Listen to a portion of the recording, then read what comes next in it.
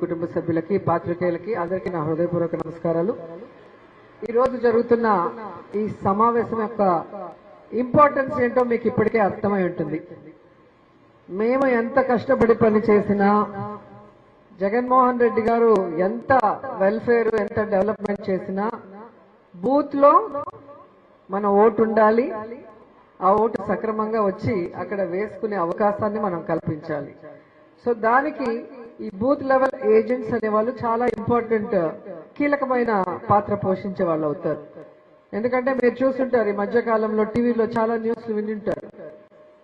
ఏ విధంగా వాళ్ళకి అనుకూలంగా లేకపోతే ఇప్పుడున్న అధికారంలో ఉన్న పార్టీలు ఓట్లను ఎలా డిలీట్ చేసేస్తున్నారు, అలాగే బిఎల్ఎల్ ని భయపెట్టి లేదా వాళ్ళకి ఇన్ఫర్మేషన్ ఇవ్వకుండా బిఎల్ఓలు ఎలా పనిచేస్తున్నారు ఇవన్నీ చూస్తున్నారు. కాబట్టి మనం అపోజిషన్ లో ఉన్నాం కాబట్టి ప్రెషర్ ఎక్కువ ఉంటుంది మన మీద. దానికి వర్క్ చేసే వాళ్ళని భయపెట్టడము లేదా వాళ్ళకి ఇన్ఫర్మేషన్ ఇవ్వకుండా అవాయిడ్ చేయటము ఇవన్నీ కూడా చేస్తుంటారు అఫీషియల్స్. ఎందుకంటే అఫీషియల్స్ మరీ ఘోరంగా తయారయ్యారు మన ఏపీలో. సో ఇది మీరు చాలా ఛాలెంజింగ్ గా తీసుకొని వర్క్ చేయాల్సిన అవసరం ఉంది. పార్టీ బాగుంటే మనం బాగుంటాం. జగనన్న ముఖ్యమంత్రి అయితే మనం ప్రజలందరూ కూడా సుఖంగా సంతోషంగా ఉంటాం, అభివృద్ధి వైపుకు అడుగులు తెస్తాం. లేదా ఈ 2 సంవత్సరాల్లో మీరు చూశారు రాష్ట్రం ఎలా అప్పుల పాలైపోయింది. చంద్రబాబు నాయుడు చేతగానితనం వల్ల, పవన్ కళ్యాణ్ చేతగానితనం వల్ల ఈ రోజు వెల్ఫేర్ లేదు, డెవలప్మెంట్ లేదు. కేవలం కక్ష సాధింపులు, డైవర్షన్ పాలిటిక్స్. వీటన్నిటికీ పులి స్టాప్ మనం పెట్టాలి అంటే ఈ రోజు నుంచి బిఎల్ఏల్ గా ఇంపార్టెంట్ పర్సన్స్, స్ట్రాంగ్ పర్సన్స్, ఆ బూత్ లో ఉన్న ఓటర్ల గురించి బాగా తెలిసిన వ్యక్తుల్ని మనం పెట్టుకోగలిగితే వాళ్ళు బిఎల్ఓలతో ధీటుగా మాట్లాడి మన ఓట్లు కాపాడుకోవటమే కాకుండా అపోజిషన్ దొంగ ఓట్లు అవి డిలీట్ చేసే అవకాశం ఉంటుంది. ఎందుకు ఈ విషయం నేను చెప్తున్నానంటే, నా నగరి నియోజకవర్గం, నా కాన్స్టిట్యున్సీ గురించి చెప్పాలి అంటే సగానికి పైగా తిరుపతిలో ఉంటారు. అక్కడ ఓటు పెట్టుకుంటారు, ఇక్కడ ఓటు పెట్టుకుంటారు. సో దీనివల్ల ఇద్దరికీ నష్టం జరుగుతుంది. వాళ్ళు ఎక్కడో ఒక చోట ఉండి మనం వాళ్ళని ఎలా డీల్ చేయాలనేది మనం ఆలోచించవచ్చు.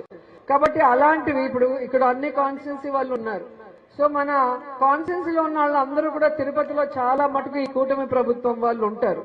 సో మీరు ఈ బిఎల్ఏగా బూత్ లెవెల్లో ఉన్న వాళ్ళు, మీ ఊర్లో ఉన్న వాళ్ళు ఎవరు ఊర్లో లేకుండా తిరుపతిలో ఉన్నారో అన్నయ్య గారితో మీరు కోఆర్డినేట్ చేసుకుంటే వాళ్ళని మనం మాక్సిమం డిలీట్ చేయించగలిగితే మనకి ఉపయోగం ఉంటుంది, తిరుపతిలో అభినయ్ గారికి ఉపయోగం ఉంటుంది.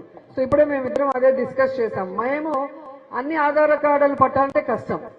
మన ఊర్లో లేనోడు తిరుపతిలో ఏ వీధిలో ఉండాడు అనేది మనం వాళ్ళకి ఇన్ఫర్మేషన్ ఇస్తే వాళ్ళు వాళ్ళ ఓటర్ లిస్ట్ లో అవన్నీ డీటెయిల్స్ ఇస్తారు. మన దాంతో మ్యాచ్ అయితే మనం బిఎల్ఓలతో గట్టిగా కూర్చొని ఫైట్ చేసి వాళ్ళు ఎక్కడ పెట్టుకుంటారో ఒక చోట పెట్టుకోవాలి, ఇంకో చోట తీసేయాలి. 2 చోట్ల అనేది ఉండకూడదు, అది కరెక్ట్ కూడా కాదు. సో ఆ కార్యక్రమం మన జిల్లాలో మాక్సిమం అందరూ కూడా మీ నియోజకవర్గాల నుంచి ఈ రోజు నుంచి ఆ కార్యక్రమం కనుక స్టార్ట్ చేస్తే మాక్సిమం దొంగ ఓట్లు మనం కట్టడి చేసే అవకాశం ఉంటుంది. అండ్ రెండోది, 18 ఏళ్లు నిండిన ఓట్లన్నీ కూడా ఇంకా 3 ఏళ్లు ఉంది కదా తర్వాత చేసుకుందామని అనుకోవద్దండి. ఎందుకంటే లోకల్ బాడీ ఎలక్షన్స్ కూడా వస్తున్నాయి. అండ్ ఇప్పుడు మన సుధాకర్ గారు చెప్పినట్టుగా ఇప్పుడు ఏదైతే ఫైనలైజ్ అవుతాయో దానికే ఇంపార్టెన్స్ ఇస్తారు. తర్వాత యాడింగ్ ఉండొచ్చు, లేదా అనుకుంటే దాన్ని డిలీట్ చేసే దానికి ఉంటారు. కాబట్టి ఎలక్షన్ ముందు చేసే వాటిని పెద్దగా పరిగణలోకి తీసుకోరు. ఏదో ఒక కారణం చెప్పి మళ్ళీ డిలీట్ చేసేదని మనం చూస్తున్నాం. కాబట్టి ఎప్పటికప్పుడు మీ ఊర్లలో మీ ఇళ్లలో ఎవరు 18 ఫినిష్ చేస్తారో వాళ్ళని వెంటనే ఓట్లు జాయిన్ చేసుకుంటూ పోతే మన ఓట్లు స్ట్రెంథన్ చేసుకుంటాం, సేవ్ చేసుకునే అవకాశం ఉంటుంది.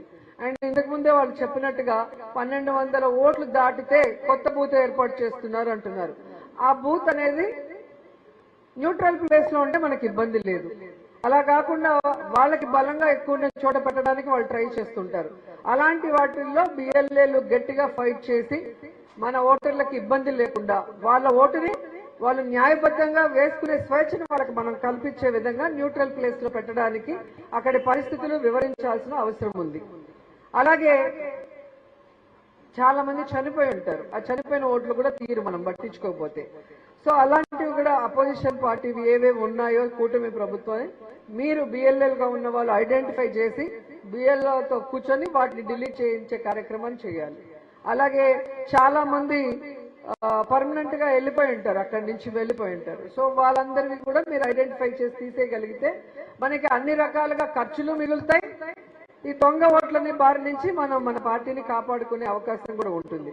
ఎందుకంటే ఏ రాష్ట్రంలో కూడా అధికారం వచ్చిన వెంటనే చంద్రబాబు నాయుడు కూటమి ప్రభుత్వానికి వచ్చినంత వ్యతిరేకత ఎప్పుడూ రాలేదు.